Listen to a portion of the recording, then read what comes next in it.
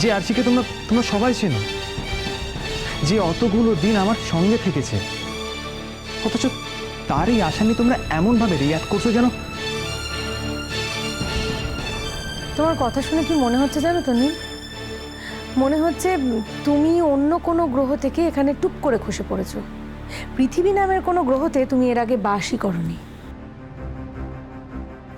ভূমি দিদি, ওর সাঙ্গরে অবান্তর কথা বাড়িয়ে কোনো লাভ নেই। চলো আমি নিচে যাই, এতে তো আমাদের কোনো কাজ নেই। আরশি, তুমি বাড়ি যাও। বড়মা, আমার বাড়িতে কেউ নেই। আমার মাসির খুব শরীর খারাপ, আর আমার বাবা মা সেখানেই গেছে। কটা দিন থাকবে না, তাই আমার একা থাকতে ভালো লাগে না, আমার ভয় করে। তাই আমি ভাবছিলাম যদি ভাবো সেই কটা দিন তুমি এই বাড়িতে কাটিয়ে যাবে, সেটা ভুল ভেবেছো। এই বাড়িতে তোমার থাকার চলবে না। নীল, এখন আমি কি করব? জেম্মা, বলছিলাম যে ও একটা রাত তোমার কাছে থাকতে পারবে না? আমার কাছে কেন? এ বাড়ির কোথাওই ও আর থাকতে পারবে না। ছেড়ে দাও না বড় মা, ও যখন থাকতে চাইছে তখন থাকুক না, ওর জন্য ভেবো না। মনে হয় বাপের বাড়ি চলে যাও। কখনো না, প্রশ্নই ওঠে না। তুই কি ভাবিস রে কাজল? আমাদের একটা বাইরের মেয়ের জন্য বাড়ির লক্ষ্মীকে বাড়ির বাইরে বের করে দেবো? হ্যাঁ না, নীলের মাথায় মাঝে মাঝে ব্যামো দেখা দেয় ঠিকই, তখন ও আবার বুঝে উঠতে পারে না ও কাকে মাথায় তুলে রাখবে আর কাকে মাটিতে পায়ের নিচে নামিয়ে রাখবে। যাকে মাথায় তোলার কথা তাকে টেনে পায়ের কাছে নামায়, আর যাকে পায়ের কাছে রাখার কথা তাকে মাথায় চড়িয়ে বসে। আর তখন আমাদের মানে পরিবারের মানুষজনের মাথা একেবারে মাটিতে মিশে যায়। নীল তো এখনো বুঝতে শেখেনি না কাকে মাথায় রাখার কথা আর কাকে মাথা থেকে নামিয়ে টেনে পায়ের কাছে ফেলার কথা। ঠিক উল্টোটাই ও করে।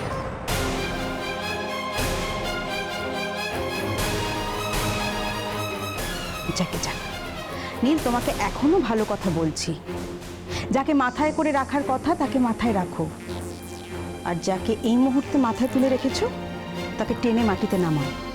না হলে কিন্তু ও তোমার মাথা থেকে নামবে না, বরং তোমার মাথাটাই টেনে মাটিতে মিশিয়ে দেবে। বুঝতে পেরেছো?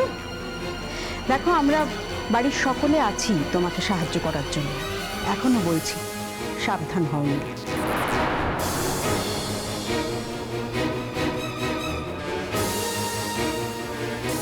আরশি, যাও বাড়ি যাও।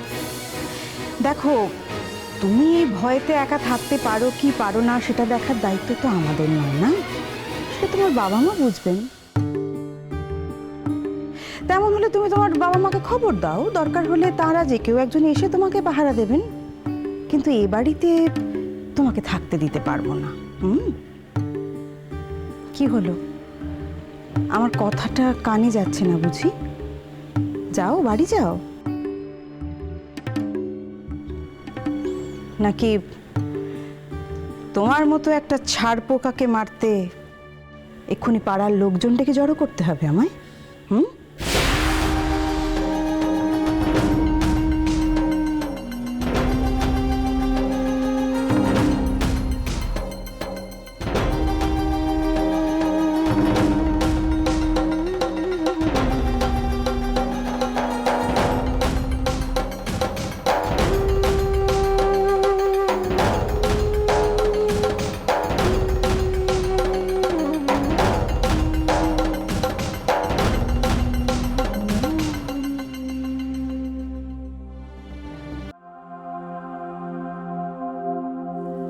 হ্যাঁ, রাখো।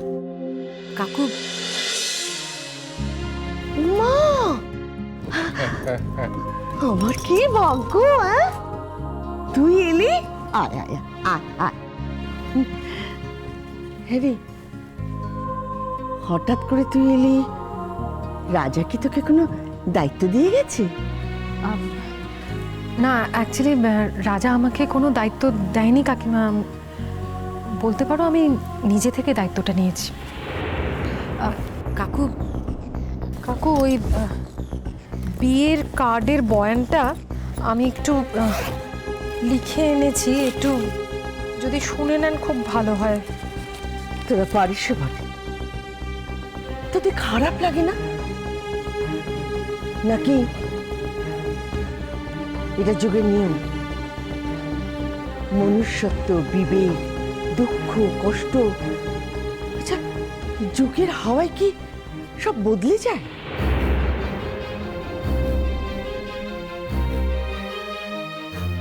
খারাপ লাগার কথা কেন বলছো কাকিমা? আমি তো সবসময় চাই যে রাজা রাজা বিয়ে করে ওর বউ নিয়ে সুখী হোক, ও দুঃখ কষ্টে থাকুক। সেটা কি আমি কখন চাইতে পারি বলো?